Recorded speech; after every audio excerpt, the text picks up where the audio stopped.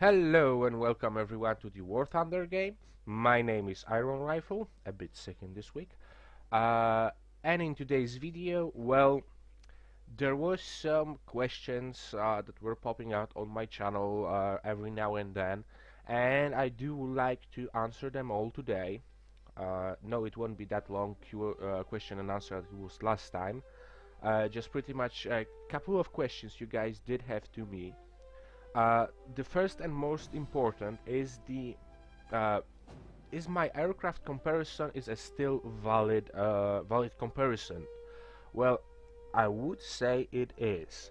Uh, the recent patch, the patch 1.29, didn't change the statistic on the aircraft itself. Let me pull up the example here. No, that one. This one. As you can see, the Boomerang Mark 1 and the Spitfire Mark 2. Spitfire Mark 2, the only change in this aircraft is the repair cost. Down from, 5,400 credits to 770 credits. Same goes with the Boomerang Mark 1. Every stat is exactly as it was. Okay, reward did change from 25% initial and 65 it being premium. Now it's 30 and 30. Well, I would say we did lose a bit of the money in here in terms of in-game money, credit earnings, but rest of the stats is exactly as it was. So of course the repair cost down from 2,412 to 390. Well, I would say it's not that big of a difference in terms of all of my aircraft comparison, because, well, you do have to remember in the aircraft comparison I am usually using 6 stats, which is the burst mass turn time, ammunition per gun, additional armament, rate of climb, and then the repair cost. I'm only telling you about the fighters right now. So yeah, the changing the repair cost, well, it might put some aircrafts above the other, but remember those comparisons were very close to each other, and you can expect that the top aircraft suddenly didn't go to the last place because the repair cost did went down, like, I don't know, 99%. You always have to look on the full picture of the aircraft, so all of its other stats. And with the recent change of the game, I would say you do need to check all other stats. The next question was what does the flaps do?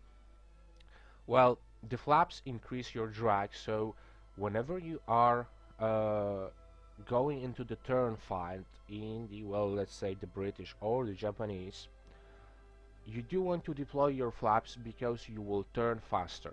In short terms, whenever you deploy your flaps, you will turn faster. That's it.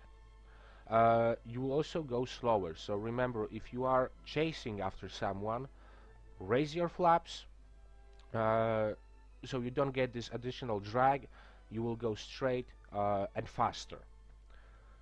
So I do hope that that explained that. And there were some emails to me saying that, well, I do need to be an amazing player because, well, all of my games are so amazing. Well, the truth is, the games I do put on the YouTube are just selected games. I must say I do play, like, I don't know, 20 games a day, which only, I don't know, maybe in 10 or 12 of them I'm doing good. Like, I'm on the, well, the first 5 players on the score. The rest of the games I'm just either derping in some situation, or I'm testing out some maneuvers, some things I will share with you guys later. And yeah, that's it. And believe me, I did have brilliant games. I did have the most worst games ever whenever I was flying, like here, like you can see uh, my British lineup, the tier 14 lineup, consisting of 7 aircrafts. And I did have couple of games when I was flying out. The first guy that did show me, by some, I don't know, luck or something, he did critically damage me and I was going down hard. So yeah, don't believe that I am such a great player. I do have my moments and I'm trying to record them to share with you guys. And not all of my games are that good. I am trying to better myself, I'm trying to fly better, but that's not the whole story. You do need to, well, I will probably put some file compilation from my part on the YouTube. Well, from the next question, what is the program I do use to record my videos? Well, I do use couple of them. Uh, I was initially I was in recording with the XSplit. Then I did change it to the some open broadcast software, or OBS, as some pros do like to call it. Mm, but right now I am still deciding between the XSplit and the OBS and the FFSplit for the local recordings, and I don't like, well, I don't want to use the Fraps or the similar program that are designed to just record locally, because, well, in some future I am planning to get back on the Twitch to start streaming my gameplay, so you guys can join in, ask some questions on the live chat by watching how I fail miserably on the live, and that's why I do use those programs. Uh, Next question was, and this question is repeating itself a couple of times, is the crew skills, the gunners. Should I invest into gunners whenever I don't have the aircraft with them? Well, no. That's the simplest answer, no. You don't want to invest any points in these gunners tab on your crew skills if you don't have plane with at least two or one additional gunner. The good example of it will be the Dauntless, because, well, if you see him in the hangar, I will zoom that in for you.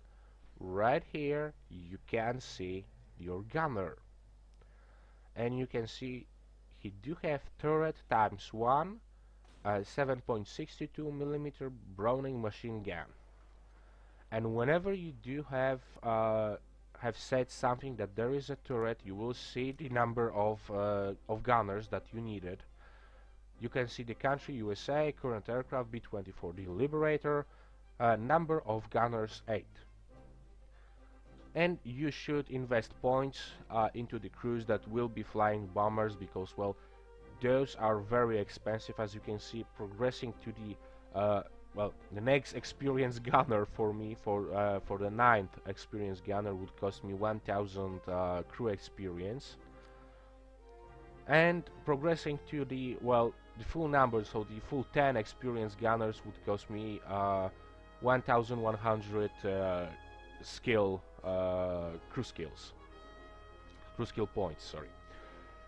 So you do want to decide whenever you will be you should designate the crew slot for the certain aircraft. So let's say I will save those first 2 spots for my bombers, the rest will be just fighters, and invest your points accordingly.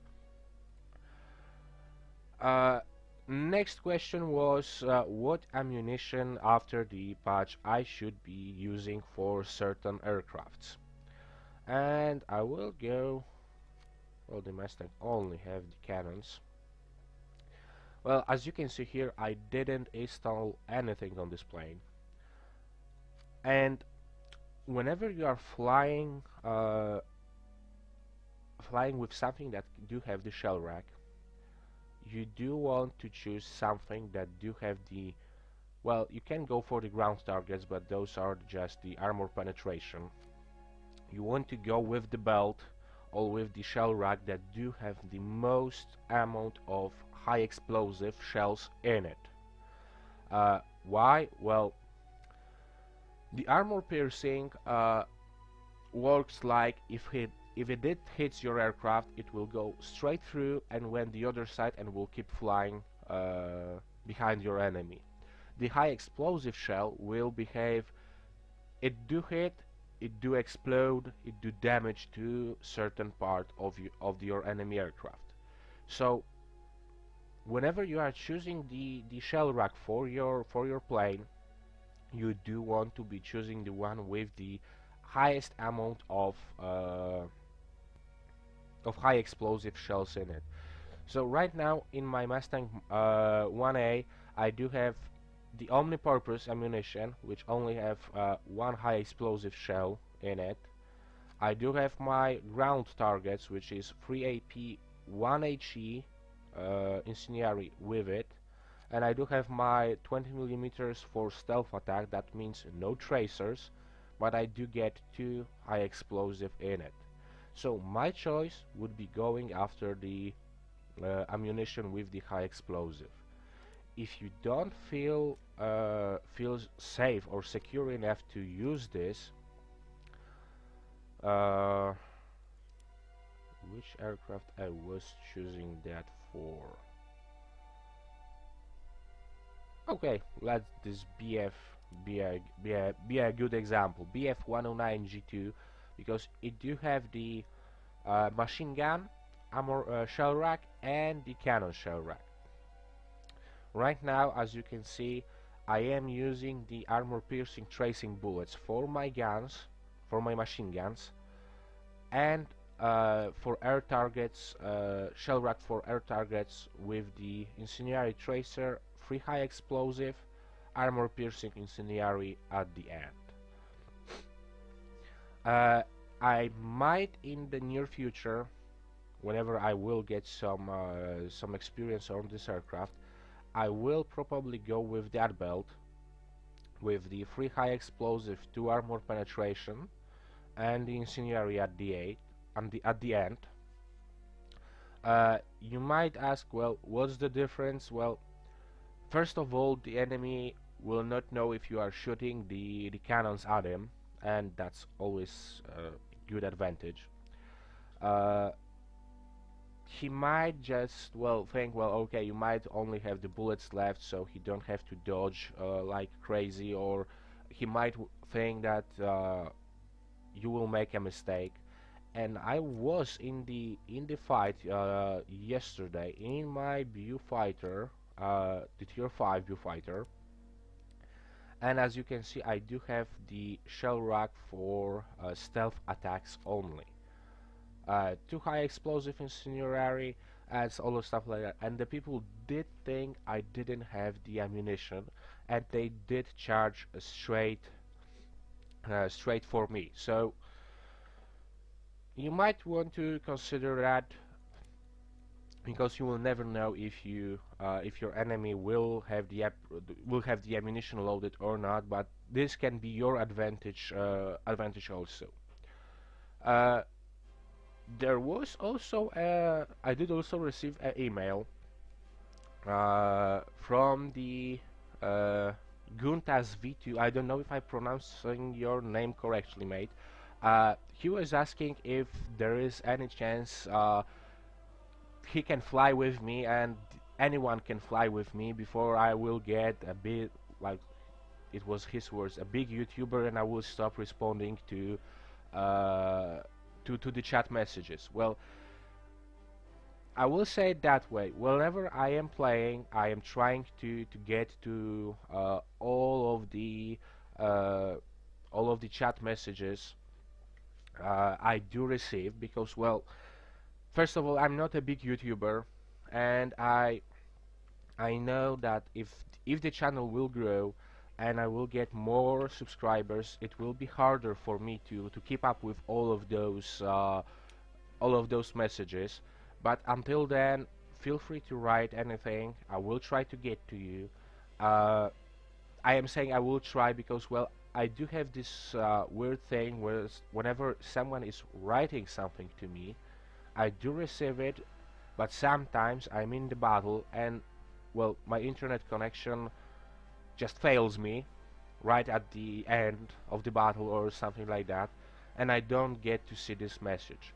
So I'm sorry for not responding or not responding as fast, because, well, sometimes I am recording the videos for the YouTube for you guys, and responding to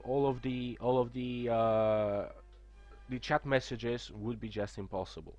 But for squatting up with me, well, guys, feel free. If you do want to fly with me, if you see that I am online and I'm currently not recording, I will be more than happy to join any squad, to fly any ranks. Well, you do know which ranks I do have in my lineups.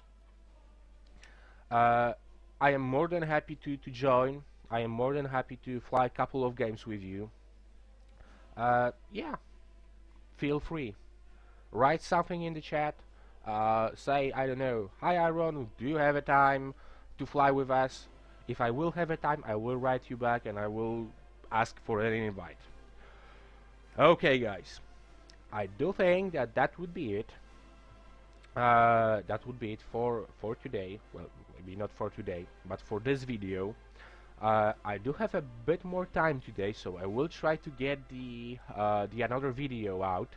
But it will be going out tomorrow for the mission video, where I'm trying to get a decent score in the game, and I do need to remember to record it. But for this video, it will be the end, because there was one another question that people keep asking me. Well, what do I think about patch 1.29 and the recent hotfix to it? And the thing is, well, you do need to decide for yourself. If you are playing the game, you know how you fly, you know what did change, what aircrafts did change, what flight model did change. Like I did answer someone on the YouTube from the comments, I do feel like the arcade did lose the, like, I would say 20% of the arcadiness in it. I probably did say something like that in the previous video. But what I did find is, well, I am still playing the game, I am still enjoying it. I just needed to adjust myself to, I would say, more historical view of the or the historical flight model of the game as it is right now. But it doesn't stop me from having fun in this game. It doesn't stop me from uh, getting all those funny moments I'm having, all those videos I'm putting out. Well, I am still flying, I am still enjoying it. It's just different flight model, different aircrafts. I am sometimes pissed about some changes, like I was outturned by the viewfighter, but, well, this happens. Yeah, well, yeah, I was supposed to end this video. I know, and I'm still getting ahead of myself. Uh, but yeah, that's the thing with the videos. Whenever I'm starting recording, I never know how long it will take. Well, I could stay here and speak about what I feel about certain aircrafts, but I do need to limit myself just not to bore all of you who are subscribing and who are watching those videos. Uh, So yeah, that would be it for today. Thanks for watching. There will be another video coming up probably tomorrow when I will finish editing it. Uh, and after that, I do believe there will be one or two more videos before the Easter, Christmas, Easter holidays, whatever. I will try to put up some new videos. So yeah, guys, remember about subscribing, remember about liking the video, and I do hope to see you all next time. But until then, Iron Rifle out.